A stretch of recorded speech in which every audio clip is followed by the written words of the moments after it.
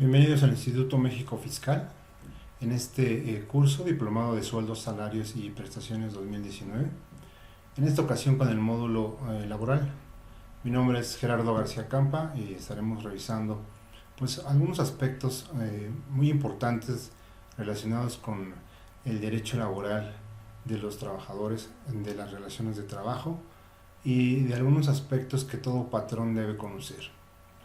Para iniciar, vamos a tomar una serie de generalidades necesarias para poder abordar el tema del derecho del trabajo, que incluirán algunas cuestiones relacionadas con el régimen de subordinación, la subordinación, aspectos que se deben cuidar, también el régimen de subcontratación y como tal el salario.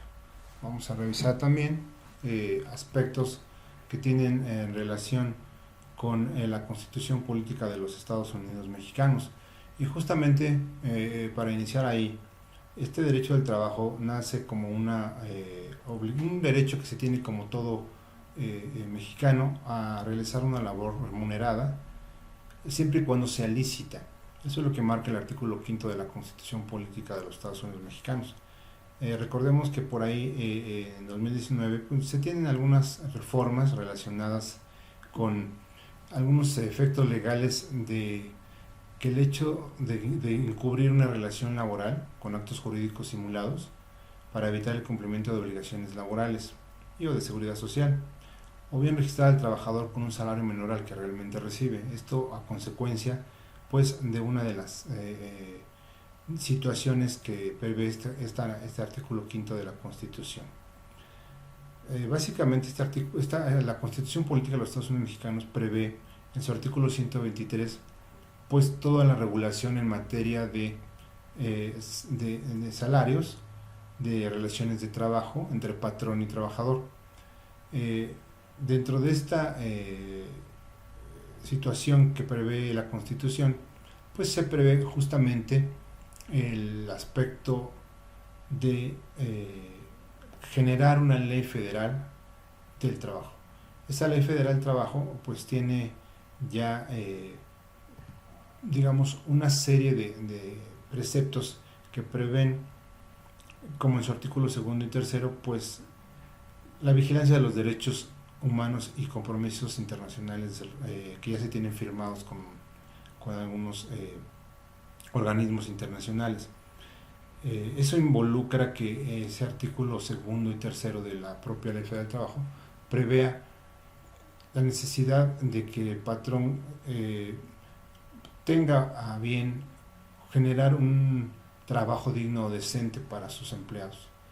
Esto involucraría en todos los casos que se prohíba una serie de discriminación que suele haber en determinado momento, que tienen básicamente origen de tipo étnico o nacional, de género, o discriminación por la edad, por alguna discapacidad, alguna condición social, las condiciones de salud, la religión, la condición migratoria, las opiniones, algunas preferencias sexuales, estado civil, o bien cualquier otro tipo de discriminación que atentase contra la dignidad humana. Eso está estrictamente prohibido a través del artículo 2 y 3 de la Ley del Trabajo. Eso involucra que esa definición de trabajo dé paso a una amplitud mayor hacia la igualdad de género, hacia la dignidad de los trabajadores y sobre todo hacer énfasis en la eliminación de la discriminación y la violencia. Esto lo estaremos revisando constantemente porque esta reforma o este movimiento que se hizo a este artículo 2 y 3 de la Ley del Trabajo tienen su origen justamente en cambiar una cultura hacia el trabajo, hacia los trabajadores, que involucre que se tengan en verdad dar cumplimiento a este trabajo digno y decente. Para ello, es importante también remarcar que cuando se habla de trabajo, se habla de una relación laboral, nace un concepto que está, digamos, inmerso en esta relación de trabajo entre patrón y trabajador, que significaría el hecho de que exista subordinación.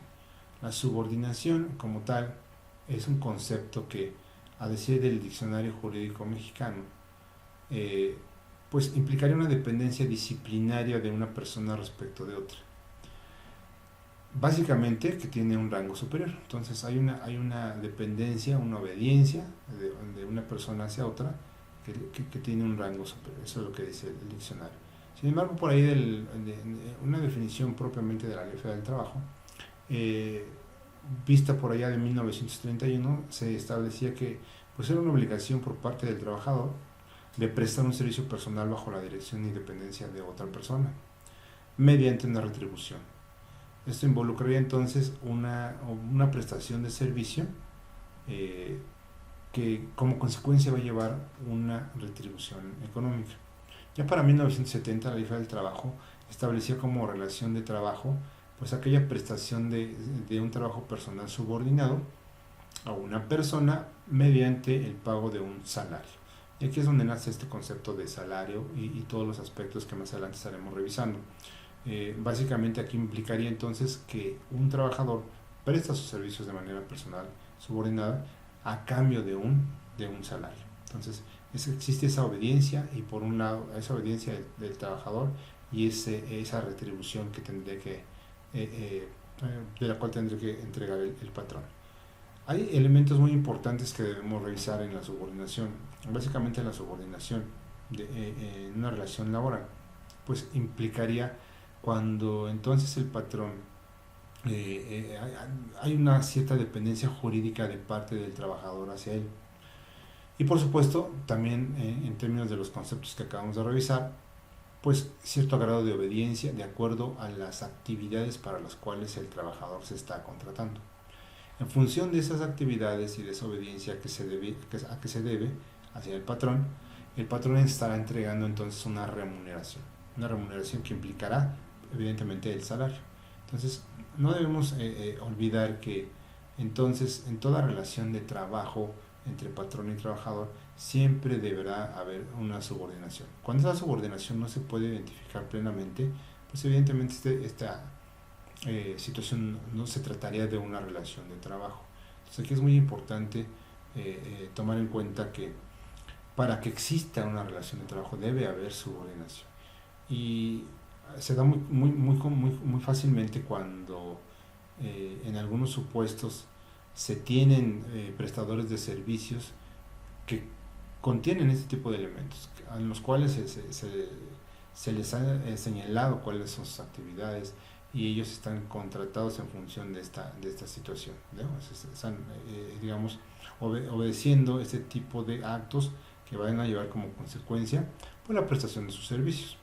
Esto implicaría que se pague una remuneración. Entonces aquí se debe tener cuidado cuando estos elementos se dan, porque evidentemente aquí habría una relación de trabajo. En algunas empresas se tienen algunos conceptos de personas que prestan servicios, pero que no siempre se les reconoce esa subordinación. Entonces aquí debemos tener cuidado porque esta subordinación es digamos, tan natural como el trabajo que se esté desarrollando y las condiciones en las cuales se esté dando. Por eso es importante que si existe esta subordinación, esta relación de trabajo pues deba estar constatada en la ley a través de una acta, por ejemplo, en materia de seguro social, etcétera, etcétera. O sea, debe haber una consecuencia de ello. Entonces, la consecuencia de que existe una subordinación es justamente pues que existe un patrón. Al existir un patrón, entonces hay un cúmulo de obligaciones a las que se hace acreedor el patrón y por supuesto también algunas obligaciones y derechos que tendría el trabajador para estos efectos. Dentro de su material existe una serie de tesis y jurisprudencias que se están digamos transcribiendo una vez terminados algunos de los aspectos de la ley. Entonces aquí es importante recalcar, por ejemplo, pues la existencia de la relación laboral. En una tesis de jurisprudencia se establece que el elemento esencial de la relación de trabajo que permite distinguirla de otras relaciones jurídicas es justamente la subordinación. Y esa subordinación implica o se da en la prestación del servicio, la cual evidentemente se traduce en la facultad del patrón de disponer de la fuerza de trabajo del obrero de acuerdo con la ley o con el contrato. Entonces hay una subordinación porque hay una prestación de servicios, y esa subordinación para la cual el patrón está, digamos, está a su disposición, esa obediencia que se le debe por parte del trabajador, en consecuencia pues se da este hecho de la relación laboral. Hay casos específicos que ustedes estarán revisando a través de sus propias, de su material, y algunas tesis muy específicas que no necesariamente estaríamos abordando dentro del contexto del curso, pero que es importante que ustedes tomen en cuenta cuando se presente una situación similar a la que se está planteando en esa tesis. Entonces, en el caso concreto, por ejemplo, del Instituto Mexicano de la Juventud, donde se establece una relación con los becarios, se establece en esta tesis que no es de naturaleza laboral, puesto que no existe el elemento esencial que es la subordinación, aun y cuando este tipo de becarios pues obedezcan órdenes o perciban una cantidad de líquido por sus servicios y cumplan con un horario, ¿no? Entonces hay ciertos casos específicos ya identificados por la propia digamos el tribunal, en este caso la Suprema Corte, pues para identificar cuáles son estos elementos, ¿no? Hay casos más específicos relacionados con agentes de comercio, donde el elemento esencial para acreditar su relación de trabajo, como decíamos, es la existencia de la subordinación, y eso se dará siempre y cuando pues exista esa relación entre patrón y trabajador que permita ese nivel de obediencia de acuerdo a ciertas actividades previamente contratadas. Incluso en algunas tesis como la que ven en pantalla, se establece, por ejemplo, que tan solo el hecho de haber utilizado el vocablo trabajador en una oferta de empleo, pues da, digamos, cierta contundencia para reconocer que la naturaleza del acto es justamente una relación de trabajo.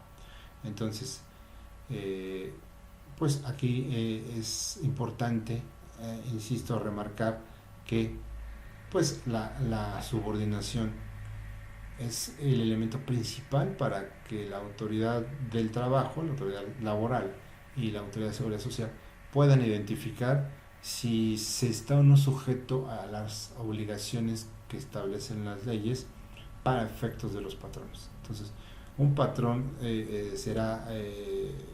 tendrá esas obligaciones en la medida que pueda justificarse la subordinación respecto de sus trabajadores. Si esa subordinación no existe, por ejemplo, entonces pues no se tendría la obligación de ser patrón por esa parte de trabajadores que hubiese, ¿no? Que no son trabajadores, que son prestadores de servicios independientes. Entonces, mucho cuidado con esta parte, es muy trascendente, porque al final del día todas las obligaciones que estaremos viendo aquí, de acuerdo a la Ley Federal del Trabajo y a la Ley del Seguro Social, pues son tendientes a las que tiene un patrón, y reiterando y concluyendo, pues patrón, aquella persona física o moral que pues tiene a su cargo uno o más personas físicas que le prestan sus servicios personales subordinados a cambio de un salario.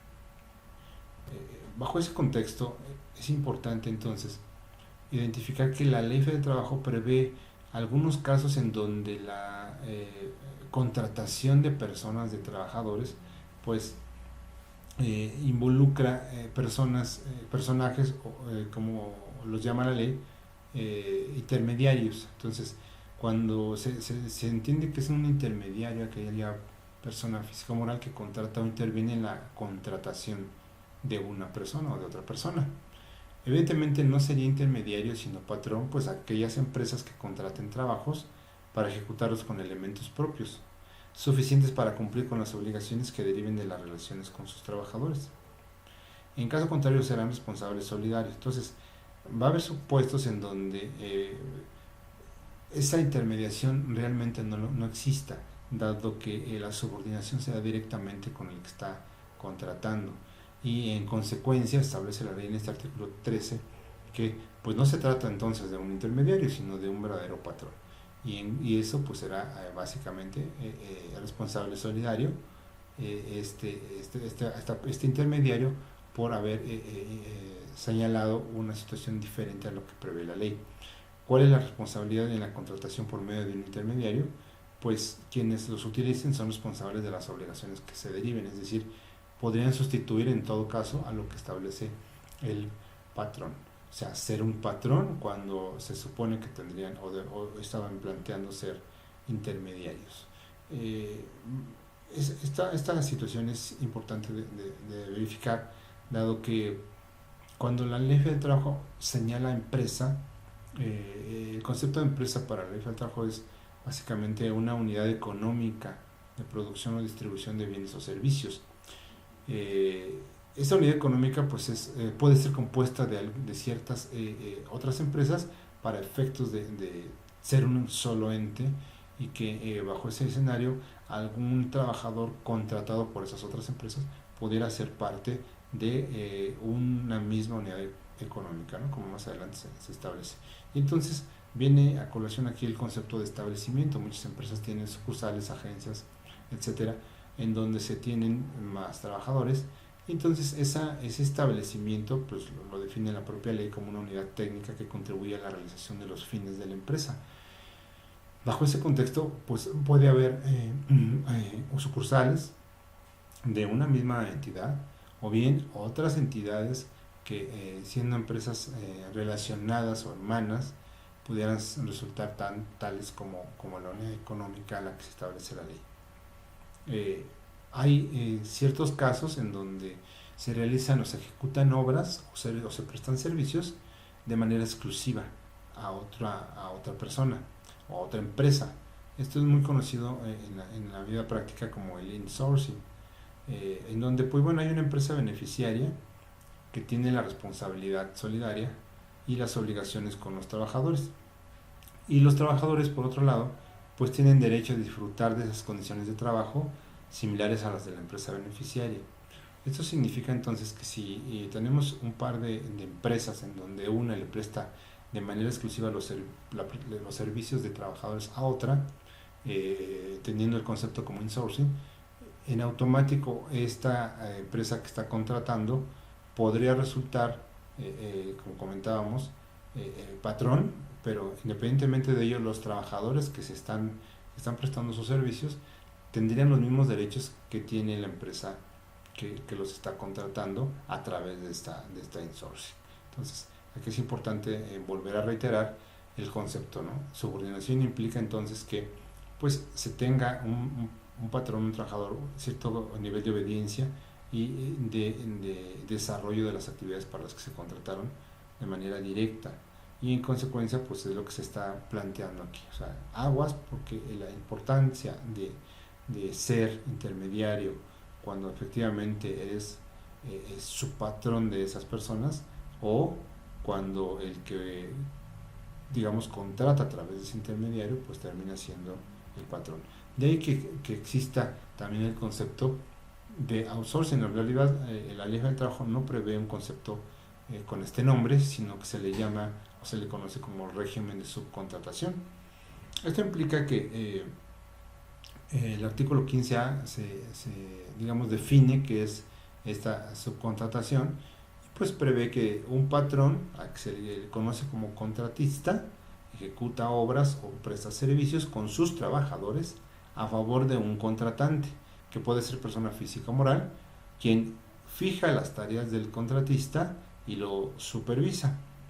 Toda esa prestación de servicios u obras que realice lo va supervisando. Entonces aquí el concepto es importante de remarcar, porque siendo un patrón que cuente con los elementos, los trabajadores para prestar esos servicios, pues viene un contratante que no tiene ciertos servicios especializados. Vamos a hablar, por ejemplo, de un servicio de seguridad. Necesito seguridad en la empresa y no quiero contratar directamente a la persona como un trabajador, sino que utilizo un régimen de subcontratación a través de un contratista una empresa especializada, dedicada exclusivamente, por ejemplo, a la seguridad, y en consecuencia me proporciona esos prestadores de servicios que son sus trabajadores de la contratista, pero que están prestando el servicio en la empresa contratante. Entonces, ¿cuál es la condición para que exista este régimen de subordinación? Pues básicamente que no abarque el 100% de las actividades iguales o similares a las que se desarrollan en el centro de trabajo de la contratante. Entonces, la contratante tiene su propia fuerza laboral, pero subcontrata a otras personas. Entonces, la primera condición es que no abarque el 100% de sus actividades de esa contratante, o que sean actividades iguales o similares que se están desarrollando en el centro de trabajo. Otra condición para que se dé el régimen de subcontratación es que se justifique la especialización del trabajo. Mi ejemplo, que decía, es una empresa de seguridad, pues evidentemente es un nivel especializado porque suponiendo que la empresa se dedicara pues al otorgamiento de créditos, a lo mejor tiene gente dedicada a las finanzas y que no tiene nada que ver con la seguridad o con la aportación de armas, etcétera. En consecuencia, la especialidad que necesita de ese contratista, pues lo hace justamente hacer cumplir el requisito segundo o la condición segunda para el régimen de subcontratación. Y el tercero sería básicamente que no puede comprender tareas iguales o similares a las del resto de los trabajadores. Entonces, bajo el ejemplo planteado, cuando no se dan estas tres condiciones, pues se tiene por entendido que el contratante que subcontrató servicios a través del contratista prácticamente se consideraría patrón, y eso implicaría pues cumplir todas las obligaciones, no solo en materia laboral, sino también en materia de seguridad social. Entonces, aquí es importante definir este concepto, que la subcontratación tarde o temprano vuelve a partir de un hecho, de un elemento que practicamos hace un momento, que es la subordinación. Entonces, en el momento en que la contratante, en lugar de supervisar las tareas a la contratista, se vuelca sobre dar, digamos, órdenes, identificar a los prestadores de servicios prácticamente como sus trabajadores, por el grado de subordinación a los que somete, en consecuencia pues se rompe este vínculo de régimen de subcontratación. No existiría tal, las condiciones no se estarían dando y serían en todo caso patrones. De ahí que la situación hacia adelante en materia de subcontratación sea que este contratante siempre esté alerta a todas las obligaciones que debe cumplir el contratista, porque de otra manera esas obligaciones pasarían prácticamente al contratante y lo convertirían en patrón. De hecho, para que este elemento de la subcontratación se dé de una manera más natural, se prevé en la ley que debe quedar por escrito mediante un contrato. Entonces, ese contrato en donde se establece el régimen de subcontratación entre esa persona física o moral que solicita los servicios de un contratista, debe hacerlo siempre por escrito. Entonces, hay que asegurarse que la empresa contratista tenga todos los elementos, la documentación y los recursos suficientes para poder cumplir con las obligaciones laborales a las que se está digamos, auspiciando a través del contrato de régimen de subcontratación. Entonces, es importante aquí, habiendo un contrato, pues se pueden, digamos, identificar una serie de obligaciones que tendría en su momento la contratista para salvaguardar los intereses de su cliente, que sería el contratante.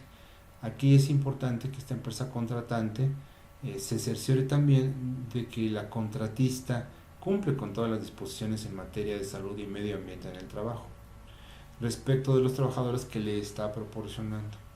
Este cumplimiento en materia de seguridad social en el trabajo se debe hacer mediante la unidad de verificación previamente acreditada y aprobada por la Secretaría del Trabajo, para poder saber si esta empresa contratista cumple sus obligaciones. Aquí es muy importante, por ejemplo, tomar en cuenta lo que recientemente se publica en la norma oficial mexicana 035, que tiene que ver con la identificación de los factores de riesgo psicosocial. Por ejemplo, en ese aspecto, todos aquellos trabajadores, digamos, de la contratista deben ser sujetos de esa norma, pero a través de su patrón, que es el contratista. Si esas personas están prestando sus servicios para un contratante, pues evidentemente ese contratante no es su patrón y tendrá que hacer su propio cumplimiento de la NOM 035 por separado. Sin embargo, se tendrá que cerciorar de que la contratista también lo está haciendo, por decir un ejemplo en materia de salud y medio ambiente en el trabajo. Entonces, esto también evidentemente se puede pactar directamente en el contrato. Aquí mismo es donde se podría señalar todas estas cláusulas en donde el contratista asume la obligación total de cumplir sus obligaciones como patrón y no endosárselas al contratante, porque en ese momento se rompería el esquema de régimen de subcontratación y terminaría siendo el contratante el responsable solidario de todas las obligaciones que no cumpla el contratista. La intención del régimen de subcontratación, al final de cuentas, es que no se vulneren los derechos de los trabajadores, que no sean disminuidos derivados pues de la transferencia de trabajadores de una contratista a la contratante. Porque lamentablemente se ha visto a veces en la práctica que algunas empresas básicamente pasan todos sus trabajadores a una empresa de outsourcing, en donde pues como podemos darnos cuenta, no pueden ser de la totalidad de los trabajadores, o sea, no se cumplen las condiciones que establece el artículo 15b, 15a, y entonces pues como consecuencia no se tiene, digamos, no se está en los supuestos de la ley para ejercer este tipo de régimen de subcontratación, lo cual convertiría, como ya hemos insistido varias veces, al contratante en patrón. Entonces pues aquí de hacer este tipo de actividades exclusivamente para estos fines de disminuir derechos laborales y que la autoridad se dé cuenta, pues evidentemente tendrá como consecuencia pues una serie de multas, como lo es la que establece el artículo 1004C de la Ley del Trabajo, en donde prevé una multa equivalente de 250 a 5,000 UMAS, unidades de medida de actualización, que involucra más o menos por ahí de los 422,450 pesos. Entonces, la multa no solamente podría ser, en este caso, pecuniaria, sino también podría haber una sanción en materia de ya penal, de prisión, ¿no? Entonces, aquí eso es lo que está planteando de momento el régimen de subcontratación. Aquí es importante también reiterar que se reconoce en algunas tesis esta unidad económica de la que platicábamos hace unos momentos, en la cual pues se establece que, por ejemplo, las empresas que la conforman son responsables solidarias frente a los trabajadores, no obstante no haberlos contratado directamente. Básicamente el trabajador se contrata con una de las empresas del grupo, de la unidad económica, y pues de repente por la multiplicidad de contratos que pudieran celebrarse entre las empresas que suministran el personal, es decir, entre el contratista que tuviese muchas empresas y que dentro de ellas pues se tienen trabajadores, el trabajador de cualquier manera, independientemente de que se haya dado o uno de ellos sea su patrón, prácticamente pues toda la unidad económica es responsable solidaria de ese trabajador, a pesar de no estar directamente relacionado con otras de las empresas del grupo. Entonces aquí es importante tenerlo en cuenta. Pues en el caso de prescripción en materia laboral, tratándose de outsourcing, transcribimos esta tesis interesante en donde se dice que si el trabajador demanda únicamente a una de las empresas que constituyen una unidad económica, el término de aquella se interrumpe para las otras, aun cuando no hayan sido todavía emplazadas a juicio. Entonces, digamos, aquí reconoce el tribunal pues esta situación en donde, a pesar de ser una sola de las empresas la que fue demandada, pues las otras también de alguna manera interrumpirían pues el momento de la prescripción, pues una vez que se dan los supuestos jurídicos de la propia ley. Entonces, aquí siempre en las tesis en materia laboral pues reconocen al trabajador como la parte débil que existe entre la relación patrón-trabajador, y por ello pues es considerado que este tipo de unidades económicas resulten ser pues las responsables en este tipo de relaciones laborales. Hay, como que les comenté, una serie de tesis y jurisprudencias relacionadas a ciertos temas específicos. El contenido total, aquí evidentemente algunas de ellas solo se transcribe la parte más importante. El texto completo se encuentra en el libro que se tiene de este mismo tema. Si se puede revisar a través de ese esquema, o bien directamente en las distintas pues, publicaciones que hacen los tribunales de este país, ¿no? Es importante aquí también revisar que pues se perfecciona un vínculo laboral a través de un expediente. Entonces existe una relación de trabajo, y esa relación de trabajo implica tener una serie de documentación del trabajador, como que, bueno, pues aquí lo establecemos en pantalla: copia siempre de la identificación oficial, su acta de nacimiento, la impresión de su CURP, el comprobante de domicilio, la solicitud de empleo llenada y firmada, los exámenes que en su momento hubiese realizado, y pues el resumen de los resultados que arrojaron. También un comprobante de inscripción en el Registro Federal de Contribuyentes, y también ante el Instituto Mexicano de Seguro Social y el Infonavit, etcétera, ¿no? Independientemente de otros más. Entonces, un expediente pues va generando, un expediente del trabajador es muy importante porque nos va a proporcionar los elementos para poder más adelante dar el cumplimiento como patrón a las relaciones laborales con las que se cuentan. En ese sentido, pues también remarcar que los contratos y el reglamento interior de trabajo son muy importantes. En el primer caso de los contratos, pues el contrato al final del día, decíamos hace un momento, la subordinación implica cierto grado de obediencia, pero ¿qué se va a obedecer? Bueno, se van a obedecer se van a realizar las actividades que se hayan impactado en el contrato individual de trabajo o en el contrato colectivo. Entonces, ese contrato, digamos que marca los parámetros, los actos o actividades que va a realizar esa persona, por las cuales se debe obediencia hacia el patrón a cambio de una retribución económica que también estará prevista en ese mismo contrato.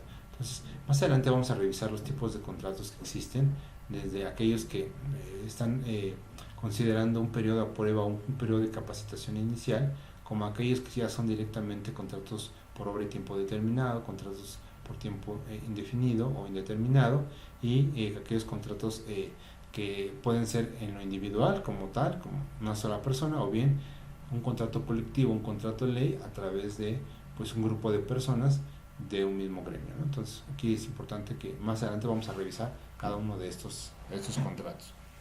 En lo que corresponde a relaciones de trabajo, también es muy importante reconocer la importancia del reglamento interior de trabajo. Por allá, de los artículos 422 al 25 de la Ley del Trabajo, pues establecen una serie de supuestos en los cuales pues se deben marcar, digamos, ciertos lineamientos que se deben vigilar todos los días en su actuar de cada uno de los trabajadores en la empresa. Esta especie de reglas pues se van a configurar en un solo documento, reglas que van en muchos sentidos, en muchos aspectos de la propia empresa, desde aquellas obligaciones a las que se tiene siendo trabajador de esa empresa, como aquellos derechos que también se hayan previsto tanto en la ley como los que otorga la empresa en determinado momento. Entonces, el reglamento interior de trabajo permite que, si señalamos las cosas dentro de ese reglamento, ponemos las reglas de algunos de los aspectos y de algunas de las maneras en cómo se va a generar el cumplimiento de obligaciones tanto de la empresa para con los trabajadores y de los propios trabajadores, pues va a ser motivo por el cual a través de este reglamento se puedan llevar a cabo ciertas acciones, como pues quizá por ahí, hablando de que se hubiese cometido por parte del trabajador alguna infracción que esté señalada en el reglamento y que también en el reglamento esté señalada la sanción. Entonces, dentro de este contexto, tenemos por un lado todas aquellas actividades en las cuales el trabajador incurre para efectos de pues llevar, cumplir la política que conlleve al bienestar de la empresa, y que en ese sentido puede el patrón hacer uso de ese reglamento para poder en su momento, cuando así lo requisiese, pues hacer o implementar algún tipo de acción, algún tipo de sanción hacia el trabajador, que no vaya en un contexto arbitrario, sino que ya esté prevista en el reglamento, que evidentemente está reconocido por la Junta Federal de Conciliación y Arbitraje. Todavía, recordemos que a partir del 1 de mayo se viene una reforma, entonces esas autoridades del trabajo pues cambian, van a cambiar, y ahora serán autoridades conciliadoras y posteriormente el tribunal en materia del trabajo para estos efectos. Entonces, mientras tanto, pues bueno, sigue estando vigente el aspecto de presentar este tipo de reglamentos a la Junta. Y entonces, pues no olvidemos que un concepto, digamos, muy importante que establece el artículo 17 de la Ley del Trabajo es justamente, pues cuando dentro de las relaciones de trabajo ya no se establecen algunos aspectos de manera correcta y que los trabajadores pretendan ya concluir su relación laboral para con el patrón. Entonces, hay una serie de digamos, cláusulas que prevén dentro del contrato individual de trabajo hacia dónde se va a utilizar pues las distintas leyes para poder aclarar esa controversia que en su momento surgiera entre patrón y trabajador.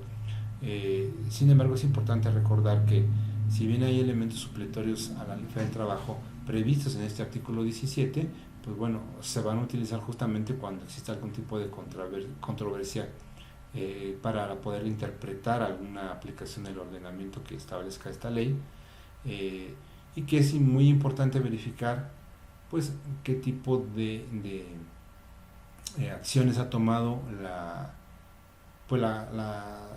legislación, el poder judicial en relación con jurisprudencia y tesis, como lo hemos venido revisando.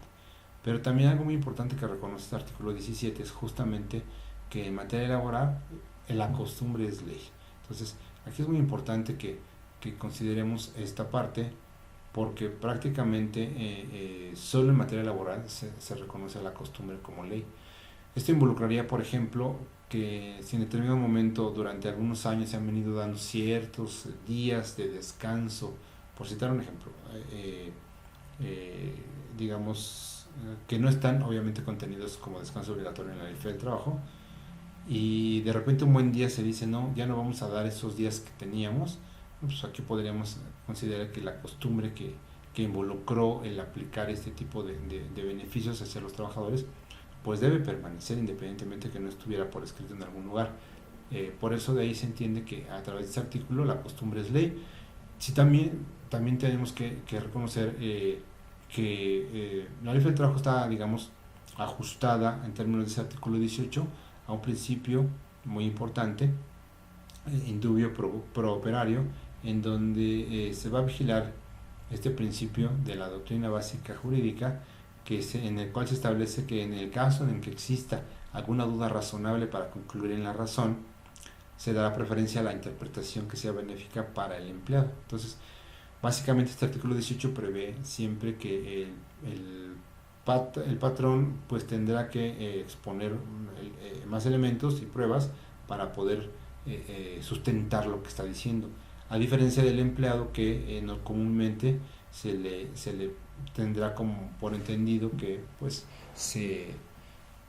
digamos que si hay alguna duda razonable, la interpretación tendría que ser en su beneficio. Entonces aquí es muy importante no dejar pasar estos dos conceptos. Y bien, llegamos a la parte en donde si hablábamos de una relación de trabajo entre patrón y trabajador, que el patrón está obligado a poner por escrito en un contrato las actividades por las cuales se está es contratando, el trabajador se está sometiendo a cierto nivel de obediencia de acuerdo a esas actividades, a cambio de una retribución económica que se conoce como salario. Pues bueno, hablando del salario, pues ese salario debe de ser, justamente la definición, pues es la retribución que se debe pagar, que paga el patrón pues al trabajador por su trabajo. Y entonces ese salario se puede fijar por de distintas formas, como pueden ser la unidad de tiempo, por unidad de obra, esto es a destajo, por comisión, a precio alzado o por cualquier otro tipo de fijación o de manera de hacerlo. En el caso concreto de la unidad de obra, hacemos una precisión aquí que en cuanto a la cantidad y calidad del material, el estado de la herramienta y los útiles que el patrón en su caso proporciona para ejecutar la obra al trabajador, y independientemente del tiempo que los ponga a su disposición, al trabajador no le puede exigir una cantidad por concepto de desgaste natural de esa herramienta que le está proporcionando como consecuencia del trabajo.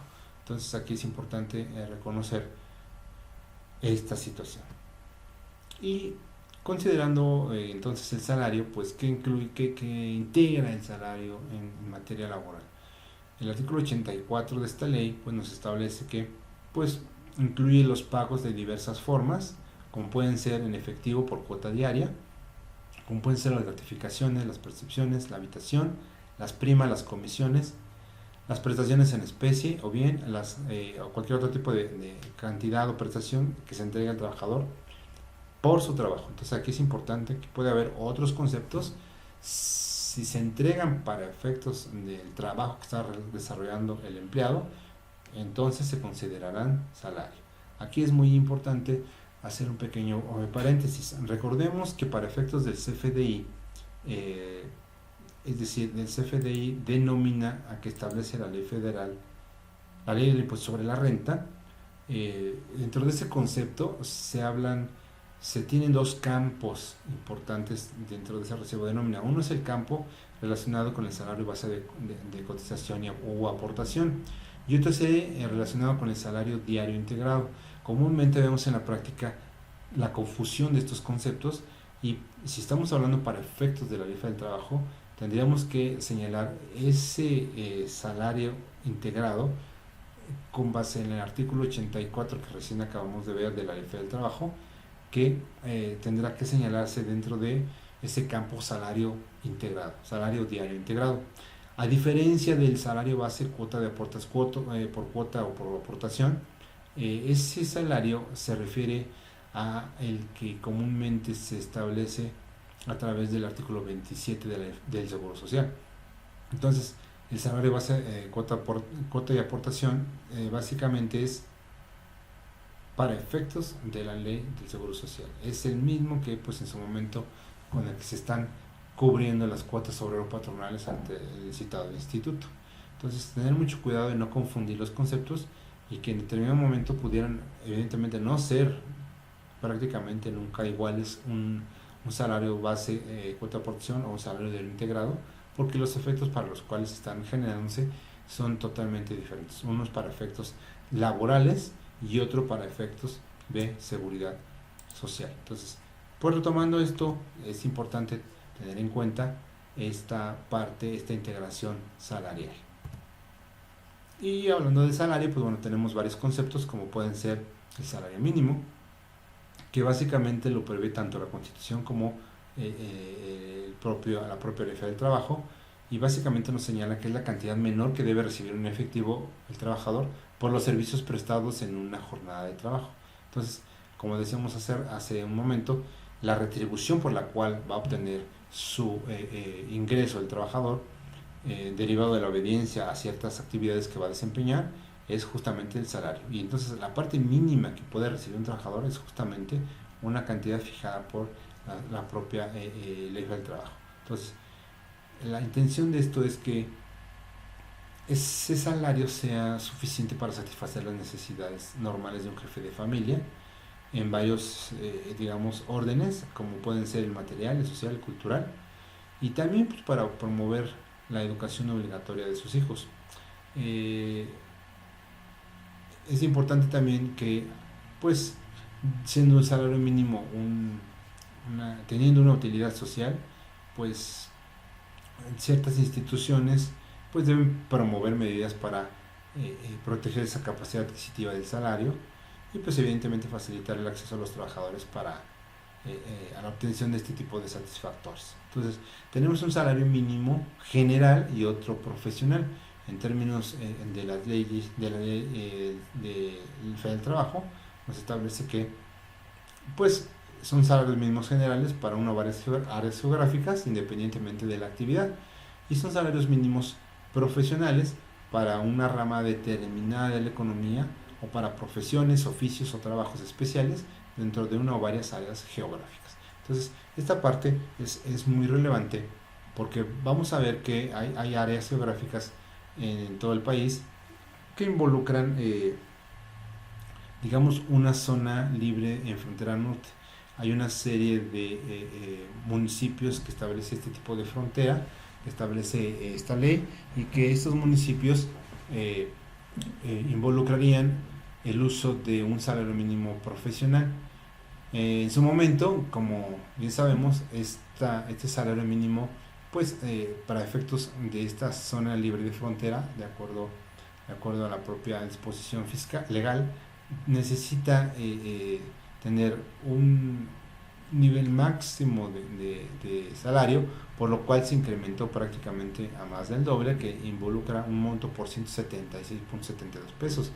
A diferencia del área geográfica, digamos, general, en donde el salario pues se concentró en un monto por 102.68 pesos. Entonces, hay salarios mínimos generales y profesionales y están identificados en estas tablas en la misma publicación de ese diario. Es importante remarcar que el salario debe ser remunerador, es decir, como decíamos, nunca ser menor al mínimo, y porque sus importes se van a tomar en cuenta para la cantidad y calidad en el trabajo. Es importante también reconocer que no exista discriminación entre personas. A trabajo igual debe haber un salario igual. Entonces, de acuerdo al puesto desempeñado y a la jornada y a las condiciones que se hayan fijado, deben entonces ser justamente un salario en ese sentido igual. Se tienen plazos para efectuar el pago del salario y nunca debe ser mayor a una semana para quien desempeña un trabajo material y 15 días para los demás trabajadores. Entonces, digamos, un trabajo un poco más físico involucraría un pago semanal y digamos que algo diferente a esto, los demás trabajadores prácticamente serían 15 días. Entonces, es importante reconocer que la ley establece los mismos derechos y obligaciones para el hombre y la mujer, porque así lo reconoce. Sin embargo, entonces, los salarios mínimos generales y profesionales deben pagarse en la igualdad de circunstancias independientemente de el origen étnico, el género, la edad, las capacidades, la condición social, la salud, la lengua, la religión, las opiniones, la preferencia sexual y el estado civil de las personas. Existen casos específicos especiales de salarios, como es el salario de comisionistas, en donde este tipo de salario comprende una prima sobre el precio de la mercancía o sobre el pago inicial o sobre los pagos periódicos que se realizan. De ahí que si se trata de una prima única en el momento en el que se perfeccione la operación, en ese momento obtendremos ese salario de comisionista. Y también cuando se liquide sobre los pagos periódicos en el momento de cobrar cada pago. Entonces aquí se tendrá que pactar el comisionista salarial con el patrón para identificar si les paga en un solo momento o, y bueno, siempre y cuando se perfeccione la operación, o bien, digamos que en parcialidades, como lo establece la propia disposición. Es importante remarcar que en materia salarial no serán retenidas ni descontadas si posteriormente se cancela la operación. Eso me refiero pues a las comisiones que ya se ganaron. Entonces, en el caso de trabajadores comisionistas se ganan comisiones y si posteriormente, y obviamente se pagan, se entregan, pero si posteriormente esa operación se cancela en automático, no van a ser ya sujetas de retención y descuento ya posteriormente. La cuota diaria para obtener de un comisionista es de acuerdo al promedio del último año o del periodo trabajado, en caso que sea menor. Hay algunas tesis y jurisprudencia relacionadas con justamente el salario. Por ejemplo, la del séptimo día. Si el salario se cubre por unidad de tiempo, semana, quincena o mes, debe considerarse incluido el pago de aquel, es decir, del séptimo día, a menos que efectivamente se haya elaborado, lo cual deberá demostrarse fehacientemente. Entonces, aquí tenemos que recalcar que la propia ley federal del trabajo pues, permite una jornada de 6 días y debe haber uno de descanso, ¿no? Entonces, son 6 días que se trabajan, hay uno de descanso para completar la semana, y entonces ese séptimo día, pues básicamente siempre se cubre un poquito a la hora de generarlo de manera proporcional a esos 7 días. Hay una forma de computar ese salario mensual, ya están los preceptos, pero pues básicamente es importante remarcar que ese salario mensual pues debe generarse a través de los esquemas que prevé la propia disposición. El salario mínimo general o profesional, recordemos ahí que este tipo de salario pues va en función de una retribución, del pago de una contraprestación, y en consecuencia pues se prevé en esta tesis que no es violatorio de la Constitución Federal, dado que pues se puede elaborar solamente durante lapsos menores a la jornada general de trabajo, que es como lo plantea aquí esta tesis específica para este tema, ¿no? ¿Y qué integran las prestaciones del salario? Pues ya decíamos, lo integran pues, todos los pagos hechos en efectivo, por cuota diaria, gratificaciones, percepciones, habitación, etcétera. Las prestaciones que lo integran al salario, al final del día, recordemos, pues deben tratarse por la prestación de un servicio personal subordinado. Bien, entonces algo importante que es el uso de las UMAS, las unidades de medida de actualización. La Ley Federal del Trabajo había planteado en una reforma que ocurrió recientemente, el 1 de mayo, pues ya por fin la definición de cuándo se utiliza el salario mínimo y cuándo se utiliza la unidad de medida de actualización, la UMA, en función de un aspecto muy importante que tiene que ver con, pues, si ese salario mínimo se está utilizando como un índice, como una unidad, como una base, como una medida, como una referencia. En ese sentido, pues el artículo 123 tanto de la Constitución como su apartado A, fracción sexta, pues ahí es donde el salario mínimo no puede ser utilizado para estos efectos.